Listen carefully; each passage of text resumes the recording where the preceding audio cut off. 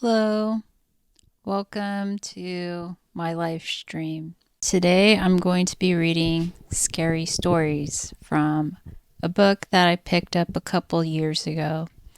I honestly can't remember if I owned this book since I was a kid or if I bought it from somewhere. But this is Scary Stories 3, More Tales to Chill Your Bones.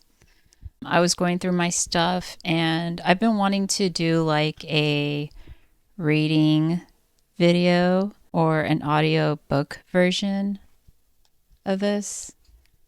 But I thought since it's Halloween and it's vintage now, it would be kind of fun to turn it into a little live stream things. I have a bunch of notifications that showed up on Streamlabs. I realized I haven't been on here for like my last video posted was 6 days ago, and that is not what I intended. I wanted to come on here more often, but I've been so distracted by the war in the Middle East. Like this afternoon, I spent an hour crying over all the TikToks that I saw. Like I saw a baby, like half of a baby. It was really gross. It's terrible. And I wanted to do like another shopping video, but I don't really feel like talking about retail stuff. I just want to read some stories and show a book and just do something kind of relaxing, kind of get my mind off of what's going on all around. I said my piece like on TikTok. I'm all about free Palestine, and I also like mentioned it on Instagram. I'm taking a break from Instagram. I initially wanted to do like a 1 week break from Instagram, but I'm going to do a month. You know, it's actually kind of nice. Like I can focus on other things. I'm getting thirsty, so I'm going to open my soda and do a little ASMR moment. My lighting is really bad right now. I can't figure out lighting. The issue is I keep picking up lights that are too strong, and my place is too small, and it's just whatever. Okay, got my favorite poppy drink, strawberry lemon. Nice. I also had an epiphany today too. When I get negative comments, I just delete the comment and block the person. Every once in a while, I'll clap back, but when I do, it's very vicious and harsh, and I get in trouble for it.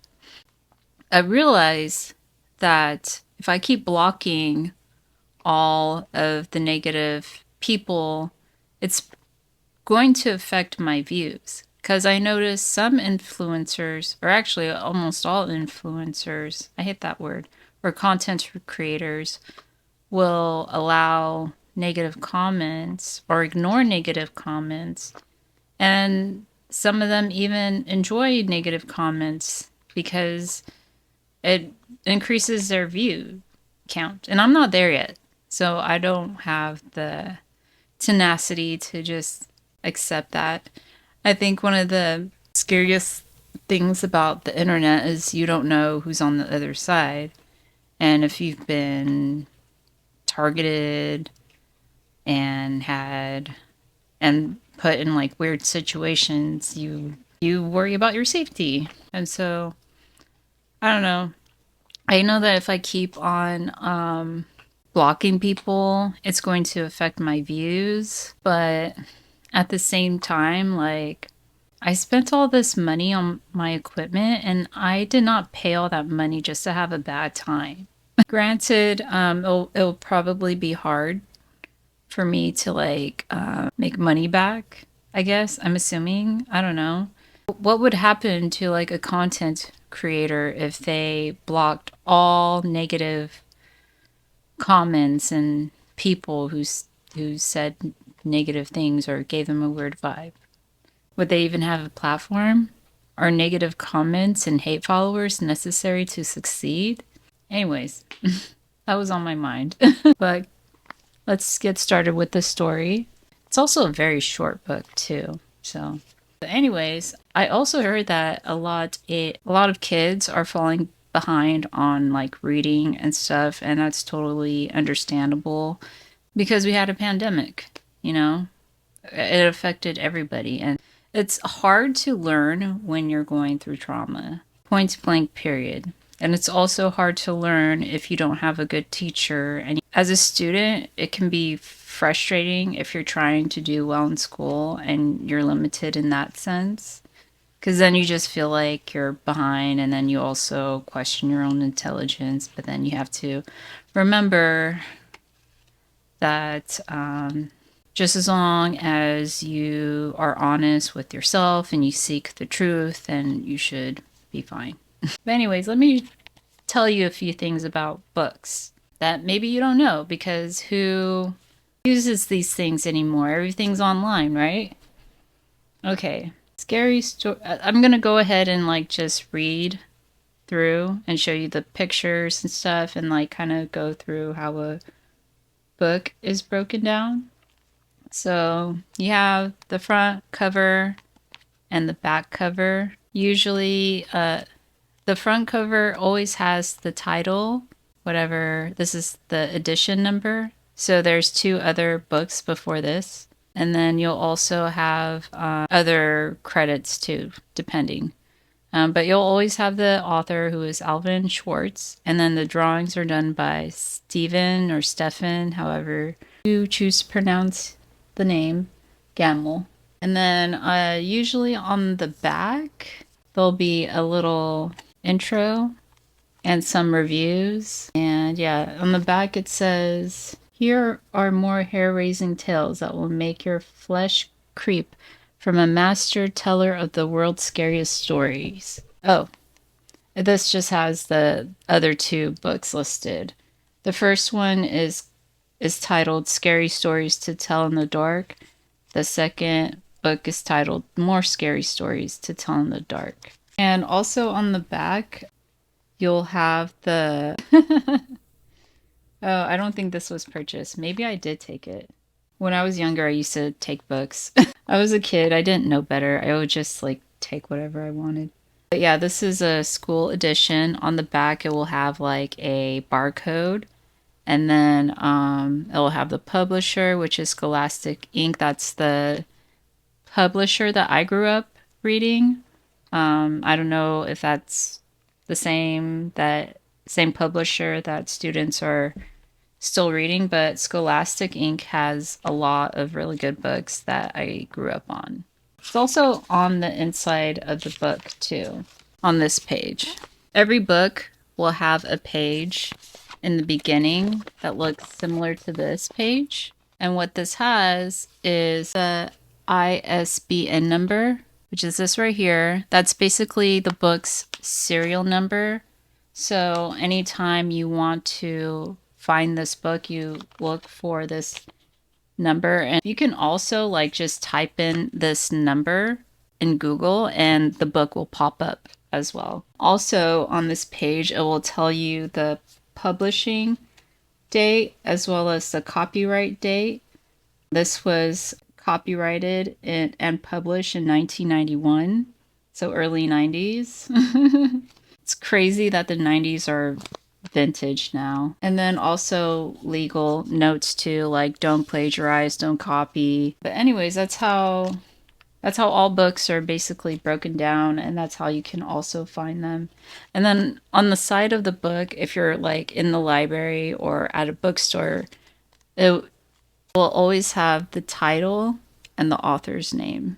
That's how a book is broken down. But let me go ahead and get started. I really liked this series because I loved the illustration. There's a bit of patina on the pages. This is a list of other books that Alvin Schwartz wrote. In the 90s, there was a lot of child horror books, and that was my favorite genre growing up. I think that's why I became a goth when I got older, because I liked child horror stories. And it says, to Justin. All books also have like a thank you page. And then there's also contents, index, also known as the index. And this would have a chapter number and the page number. The first chapter is called Boomin'. And then there's When Death Arrives, On the Edge, Running Wild, 5 Nightmares. What is going on here? Ooh. And then there's notes and sources, bibliography, and acknowledgments. Title page. Boomin'. The girl was late getting home for supper, so she took a shortcut through the cemetery. But oh, it made her nervous. When she saw another girl ahead of her, she hurried to catch up. Do you mind if I walk with you? She asked. Walking through the cemetery at night scares me. I know what you mean, the other girl said. I used to feel that way myself when I was alive. There are all sorts of things that scare us. The dead scare us, for one day we will be dead like they are. The dark scares us, for we don't know what is waiting in the dark. At night, the sound of leaves rustling, or branches groaning, or someone whispering makes us uneasy. So do footsteps coming closer, so do strange figures we think we see in the shadows. A human, maybe, or a big animal, or some horrible thing we can barely make out. People call these creatures we think we see boomin'. They're also known as skinwalkers. We imagine them, they say, but now and then a boomin' turns out to be real. Queer happenings scare us too. Side note, or in older, I guess, vintage books, queer means strange and gay means happy in vintage books. It doesn't mean the same thing today. Queer happenings scare us too. We hear of a boy or a girl who was raised by an animal, a human being like us, who yelps and howls and runs on all fours. The thought of us makes our flesh crawl. We hear of insects that make their nests in a person's body, or of a nightmare that comes true, and we shudder. If such things really do happen, then they could happen to us. It is from such fears that scary stories grow. This is the third book of such stories I have collected. I learned some of them from people I met. I found others, tales that had been written down in folklore archives and in libraries. As we always do with these tales, we learn. I have told them in my own way. Some stories in this book have been told only in recent times, but others have been part of our folklore for as long as we know. As one person told another, the details may have changed, but the story itself has not. For what once frightened people still frightens them. I thought at first that one of the stories I found was a modern story. This is the one I call The Bus Stop. I then discovered that a similar story had been told 2,000 years earlier in ancient Rome. But the young woman involved was named, I don't know how to pronounce the name, Philinian, not Joanna, as she is in our story. Are the stories in this book true? The one I call The Trouble is true. I can't be sure about the others. Most may have at least a little truth, for strange things sometimes happen, and people love to tell them and turn them into even better stories, like gossip. Nowadays, most people say that they don't believe in ghosts and queer happenings and such, yet they still fear the dead and the dark, and they still see boomin' waiting in the shadows, and they still tell scary stories, just as people always have. Here's the next page. When Death Arrives. It's a poem. When death arrives, it usually is the end of the story, But in these stories, it is only the beginning. Ha ha ha ha ha. Oops. Trying to show the pictures. That's crazy. I love the illustrations. This one is called The Appointment. It's a short story. Well, they're all short stories. A 16-year-old boy worked on his grandfather's horse farm. One morning, he drove to a pickup truck into town on an errand. While he was walking along the main street, he saw death. Death beckoned to him. The boy drove back to the farm as fast as he could and told his grandfather what happened. "Give me the truck," he begged. "I'll go to the city and he'll never find me there." His grandfather gave him the truck, and the boy sped away. After he left, his grandfather went into town looking for Death. When he found him, he asked, "Why did you frighten my grandson that way? He is only 16. He's too young to die." "I'm sorry about that," said Death. "I didn't mean to beckon him, but I was surprised to see him here. You see, I have an appointment with him this afternoon in the city." Ooh. He was gonna die anyways. That's crazy. Fates, man. Oh, I wish I gotta figure this out. I'm trying to show this. Can you see? I hope you can see. The bus stop. Ed Cox was driving home. So immature. That's a child's book too. Okay, it really does say that. Rewind. The bus stop. Ed Cox was driving home from work in a rainstorm. While he waited for a traffic light to change, he saw a young woman standing alone at a bus stop. She had no umbrella and was soaking wet. "Are you going towards Farmington?" he called. "Yes, I am," she said. "Would you like a ride home?" "I would," she said and got in. "My name is Joanna Finley. Thank you for rescuing me." "I'm Ed Cox," he said, "and you're welcome." On the way, they talked and talked. She told him about her family and her job and where she'd gone to school, and he told her about himself. By the time they got to her house, the rain had stopped. "I'm glad it rained," Ed said. "Would you like to go out tomorrow after work?" "I'd love to," Joanna said. She asked him to meet her by the bus stop since it was near her office. They had such a good time. They went out many times after that. Always they would meet at the bus stop and off they would go. Ed liked her more each time he saw her. But one night, when they had a date to go out, Joanna did not appear. Ed waited at the bus stop for almost an hour.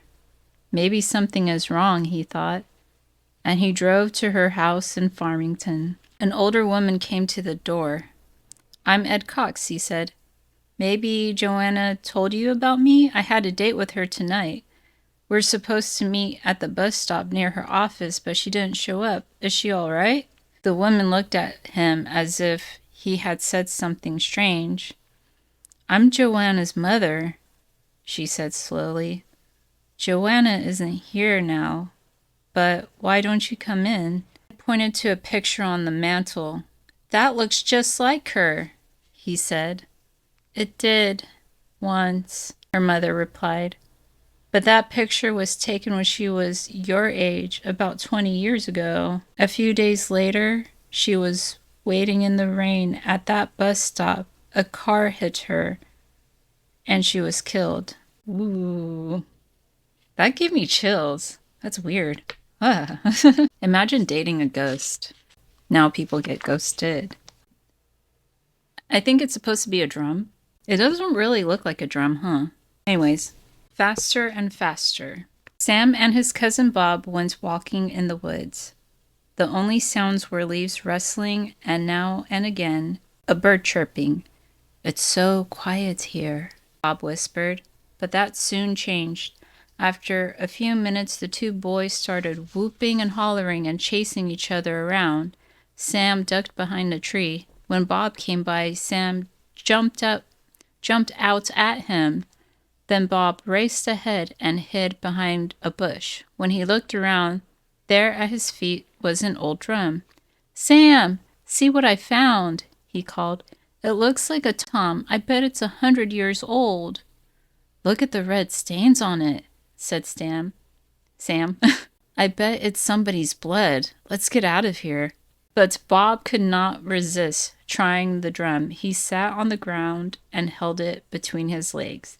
He beat it with one hand and then the other, slowly at first and then faster and faster, almost as if he could not stop. Suddenly there were shouts in the woods and the sound of hoof beats. A cloud of dust rose from behind a line of trees. Then men on horseback galloped towards them. "Bob, let's go!" Sam shouted. He began to run. "Hurry!" Bob dropped the drum and ran after him. Sam heard the twang of a bow firing an arrow. Then he heard Bob scream. When Sam turned, he saw Bob pitch forward, dead. But there were no arrow in his body, and there was no wound. And when the police searched, there were no men on horseback, and there were no hoof prints, and there was no drum. The only sounds were rustling, and now and again a bird chirping. Man, imagine just disappearing like that. I could go for that right now. Be careful what you wish for. Oh, I couldn't figure out what this was. It's a coffin. Sometimes the cloudiness makes the image look abstract. Just delicious. George Flint loved to eat. Each day at noon, he closed his camera shop for 2 hours and went home for a big lunch. His wife, Minna? I'm going to say Minna. His wife, I think Mina's cuter. I'll say Minna. His wife, Minna, cooked for him. George was a bully, and Minna was a timid woman who did everything he asked because she was afraid of him. On his way home for lunch one day, George stopped at the butcher shop and bought a pound of liver. He loved liver. He would have Minna cook it for dinner that night. Despite all his complaints about her, she was a very good cook. While George ate his lunch, Minna told him that a rich old woman in town had died. Her body was in the church next door. It was an open coffin. Anyone who wanted to see her could. As usual, George was not interested in what Minna had to say. "I've got to get back to work," he told her. After he left, Minna began to cook the liver. She added vegetables and spices and simmered it all afternoon, just the way George liked it. Can you simmer liver all afternoon? What would the texture be like? ADHD brain, man. When she thought it was done, she cut off a small piece and tasted it. It was delicious, the best she had ever made. She ate a second piece and then a third. It was so good, she could not stop eating it. It was only when the liver was all gone that she thought of George. He would be coming home soon. What would he do if he found out that she had eaten all of the liver? Some men would laugh, but not George. He would be angry and mean, and she did not want to face that again. But where could she get another piece of liver that late in the day? When she remembered the old woman laying in the church next door, waiting to be buried.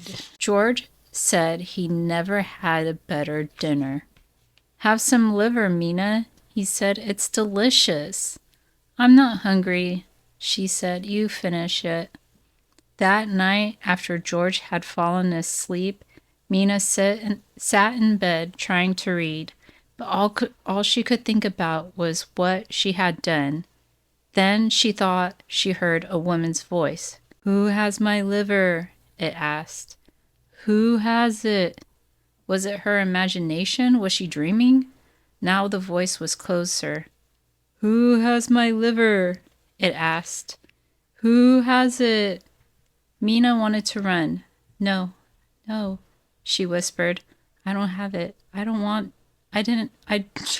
have your liver. Now the voice was right next to her. Who has my liver? It asked. Who has it? Mina froze with terror. She pointed to George. He does, she said. He has it. Suddenly, the light went out, and George screamed and screamed. This one is called Hello, Kate. This is fun. I actually almost forgot how much I loved to do this. When I was a kid, I used to read to elderly people at this nursing home my mom worked at. Yeah, that was a crazy time. Anyways, hello, Kate. Oh. Tom Connors was on his way to a dance in the next village. It was a long walk through the fields and woods, but it was a soft, sweet evening and he loved dancing. So Tom didn't mind. He had gone only a short distance when he noticed a young woman following him. Maybe she is going to the dance, he thought. Then he stopped and waited for her. As the woman got closer, he saw it was Kate Flaherty. They had danced together many times. He was about to call, "Hello, Kate," when suddenly he remembered that Kate was dead. She had died last year, yet there she was, all dressed up for the dance. Tom wanted to run, but somehow it didn't seem right to run from Kate. He turned and started to walk away as fast as he could, but Kate followed him. He took a shortcut across the field, but she still followed. When he got to the dance hall, she was right behind him. There were a lot of people standing outside, and Tom tried to lose Kate in the crowd. He worked his way to the side of the building, then squeezed up against the wall behind some people. But Kate followed. She came up so close she brushed up against him. Then she stopped and waited. He wanted to say, "Hello, Kate," just the way he did when she was alive, but he was so frightened he couldn't even speak.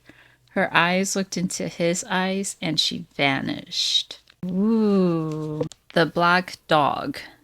It was 11 o'clock at night. Peter Rothberg was in bed on the second floor of an old house where he lived alone. It had gotten so chilly. He went downstairs to turn up the heat. As Peter was on his way back to bed, a black dog ran down the stairs. He passed him and disappeared into the darkness. "Where did you come from?" Peter said. He had never seen the dog before. He turned on all the lights and looked in every room.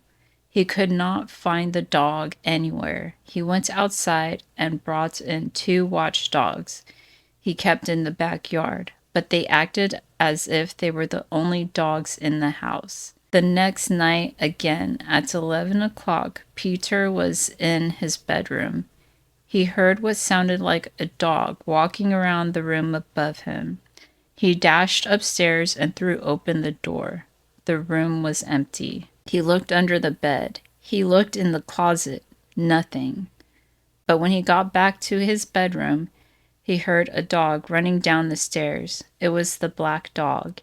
He tried to follow it, but again he could not find where it had gone. From then on, every night at 11, Peter heard the dog walking in the room above him. The room was always empty, but after he left, the dog would come out of hiding, run down the stairs, and disappear. One night, Peter's neighbor waited with him for the dog. At the usual time, they heard it above them. Then they heard it on the stairs. When they went out into the hall, it was standing at the foot of the stairs, looking up at them. The neighbor whistled, and the dog wagged its tail. Then it was gone. Things went on this way until the night. Peter decided to bring his watchdogs into the house again. Maybe this time they would find the black dog and drive it away. Just before 11, he took them up to his bedroom and left the door open. Then he heard the black dog moving around above him. His dogs pricked their ears up and ran to the door. Suddenly they bared their teeth and snarled and backed away. Peter could not see the black dog or hear it. He was sure it had entered his room. His dogs barked and snapped. They darted forward nervously, then backed away again. Suddenly one of them yelped. It began bleeding, then dropped to the floor, its neck torn open. A minute later, it was dead. Peter's other dog backed into a corner, whimpering. Then everything was still. The next night, Peter's neighbor came back with a pistol. Again, they waited in his bedroom. At 11 o'clock, the black dog came down the stairs. As before, it looked up at them and wagged its tail. When they started toward it with the pistol, it growled and disappeared. That was the last Peter saw of the black dog, but it did not mean that the dog was gone. Now and then, always at 11, he heard it moving around above him. Once he heard it running down the stairs. He never managed to see it again, but he knew that it was there. This one is called Footsteps. Liz was doing her homework at the dining room table. Her younger sister Sarah was asleep upstairs. Their mother was out, but she was expected to be back any minute. When the front door opened and shut, Liz called, "Hello, Mama," but her mother didn't answer, and the footsteps Liz heard were heavier, like a man. "Who's there?" she called. No one replied. She heard whoever it was walking through the living room, then up the stairs to the second floor. The footsteps moved from one bedroom to another. Again, Liz called, "Who's there?" The footsteps stopped. Then she thought, "Oh my God, Sarah is in her bedroom." She ran upstairs to Sarah's room. Only Sarah was there, and she was asleep. Liz looked in the other rooms but found no one. She went back down to the dining room, scared out of her wits. Soon she heard footsteps again. They were coming down the stairs into the living room. Now they went into the kitchen. The door between the kitchen and the dining room slowly began to open. "Get out!" Liz screamed. The door slowly closed. The footsteps moved out of the kitchen through the living room toward the front door. The door opened and shut. Liz ran to the window to see who it was. No one was in sight, nor were there any footsteps in the fresh snow that had been falling. Creepy. This one is called Like Cat's Eyes. As Jim Brand lay dying, his wife left him with his nurse and went into the next room to rest. She sat in the dark, staring into the night. Suddenly, Mrs. Brand saw headlights coming rapidly up the driveway. "Oh no," she thought, "I don't want visitors now. Not now." But it wasn't a car bringing a visitor. It was an old hearse, maybe with half a dozen small men hanging from the sides. At least that's what it looked like. The hearse screeched to a stop. The men jumped off and stared up at her, their eyes glowing with a soft yellow light, like cat's eyes. She watched with horror as they disappeared into the house. An instant later, they were back, lifting something into the hearse. Then they drove off at a high speed, wheels squealing. The gravel in the driveway was flying in all directions. At that moment, the nurse came in to say that Jim Brand had died. Oh man, ghosts. That's so crazy. Sometimes I wonder if ghosts and aliens are the same thing. I know they're different, but sometimes I wonder if aliens pretend to be ghosts, like the poltergeist ghosts. We have another poem, On the Edge. You will say that these stories could not happen, yet some say they did happen. The next one is called Bess. John Nicholas raised horses. He had many horses of all kinds, but his favorite was Bess, a gentle old mare he had grown up with. He no longer rode her, for all she could do now was just amble along. Bess spent her days grazing peacefully in a meadow.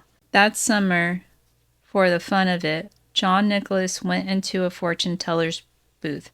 The fortune teller studied her cards. "I see danger ahead for you," she said. "Your favorite horse will cause you to die. I don't know when, but it will happen. It is in the cards." John Nicholas laughed. The idea that Bess would cause his death was nonsense. She was as dangerous as a bowl of soup.